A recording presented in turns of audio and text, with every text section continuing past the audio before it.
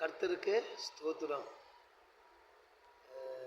பைபிளில் ஏசப்பாவுடைய பைபிளில் ஒரு வசனம் இப்போ இருக்குது. யாக்கோபு 5:16 நீங்கள் சொஸ்தமடையும்படிக்கு உங்கள் குற்றங்களை ஒருவருக்கொருவர் அறிக்கையிட்டு.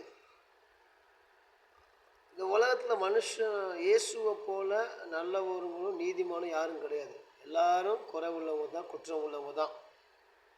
அப்போ ஒருத்தர் குறை ஒருத்தர் குற்றம் தெரிஞ்சிச்சுன்னு சொன்னால் நம்ம என்ன பண்ணணும்? அது இறங்கி போய் மன்னிச்சிடுங்க அப்படி பேசி ஒப்புரவாகணும். அப்படி மன்னிப்பு கேட்டு சமரசம் பண்ணி ஒப்புரவாகிடணும். இப்போ பேசுகிற எனக்கும் இதை பார்க்குறவங்களுக்கும் சண்டை, எனக்கும் உங்களுக்கும் குறை சண்டை பிரச்சனை போடாமல் வச்சுங்களேன்.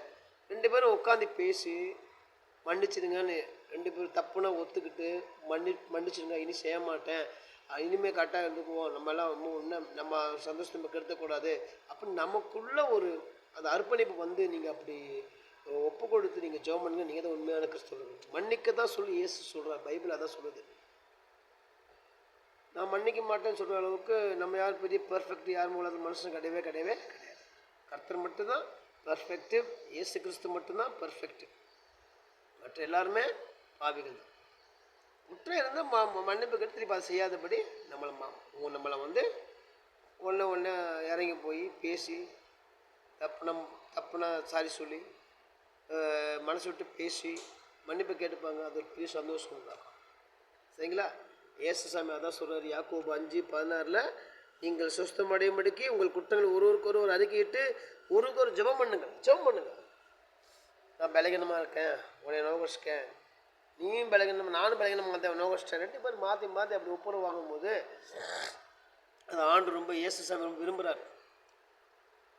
நீங்கள் 2 பேரும் அப்படி ஜெபிக்கும் பொழுது, நான் உங்களுக்கு ஜெபிக்கும், நீங்கள் எனக்கு ஜெபிக்கும் பொழுது அந்த ஜெபம் மிகவும் பலனுள்ளதாக இருக்குது. பைபிள் சொல்லுகிறது. சரிங்களா?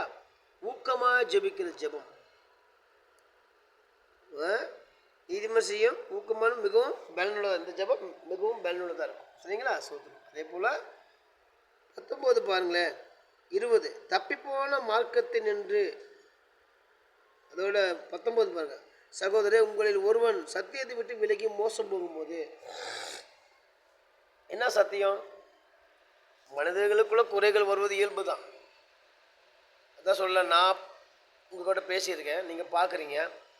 உங்களுக்கு எனக்கு பிரச்சனைனா நான் உங்களை மன்னிக்கணும், நீங்கள் என்னை மன்னிக்கணும். தப்பு தான் ஒத்துக்கிட்டு இனிய செய்யாதபடி நல்ல வழிக்கு திரும்பணும். இது சத்தியம்.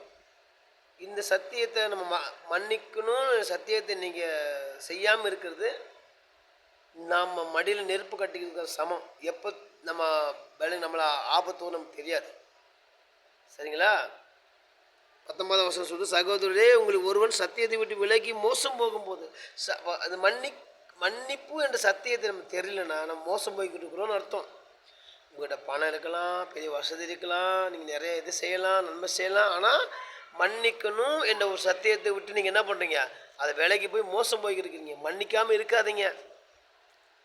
மன்னிக்காமல் சர்ச்சுக்கு போகிறது, மன்னிக்காமல் பைபிள் வாசிக்கிறது, மன்னிக்காமல் ஊழியம் செய்கிறது, மன்னிக்காமல் ஆண்டவர் பாட்டை பாடுறது, இது எல்லாமே என்ன நடக்குதுங்களா? இதை நிமித்தம் நம்ம மோசம் போகிறோம். இந்த சத்தியத்தை நம்ம தெரியாமல் இருக்கிறது ரொம்ப தப்பு. மன்னிக்கிறது தான் ஆண்டவர் சொன்னார். இயேசு கிறிஸ்து கேட்டான், என் சகோதரன் தவறு பண்ண எத்தனை முறை மன்னிக்கணும்னு கேட்குறான். அதுக்கு ஆண்டவர் சொல்கிறாரு, 70 முறை மன்னிங்க அப்படிங்கிறாரு. சரிங்களா? ரொம்ப நாள் வார போகிற பூமி கிடையாது இந்த பூமி. அதனால் ஒருவருக்கு ஒரு மன்னிங்க. நீங்கள் உண்மையில சொல்கிறேன், நீங்கள் மன்னிச்சு தான் தவறு உண்மைன்னு ஒத்துக்கிட்டு, அது ஒத்துக்க சில மனசு வராது. நான் தெரிஞ்ச சரிதான் திமுறை பேசுவாங்க. அப்படி கிடையாது. தவறுனா பைபிளுக்கு விரோதமாக நான் செஞ்சேன்னு சொன்னால் உடனே அதை உணர்ந்து மன்னிப்பு கேட்டு மனம் திரும்பும் தான் உண்மையான கிறிஸ்தவர்கள், ரகசிய வரிகள் ஆண்டோடு போகிறவர்கள். அவ்வளோதான். பரலோகத்தை பிரவேசிக்கிறவர்கள் அவங்களுக்கு தான். ரெவரண்டோ, பாஸ்டரோ, பிஷப்போ, சர்ச்சை கட்டுக்கிறத மக்களை சந்தித்தா ஊழியம் பண்ணுறோம். கடைசியில் அநேகரை பார்த்துட்டு சொல்கிறார், அவரே உங்களை ஒரு நாள் தெரியல, அக்கிரமமாக என்னை விட்டு போங்கன்னு சொல்கிறாரு. சரிங்களா? தேவ விஷயத்தை என்ன? மன்னிக்கணும். மன்னித்து பழசெல்லாம் மறந்து தேவனுக்கு புதுசாய் வாழ வேண்டும்.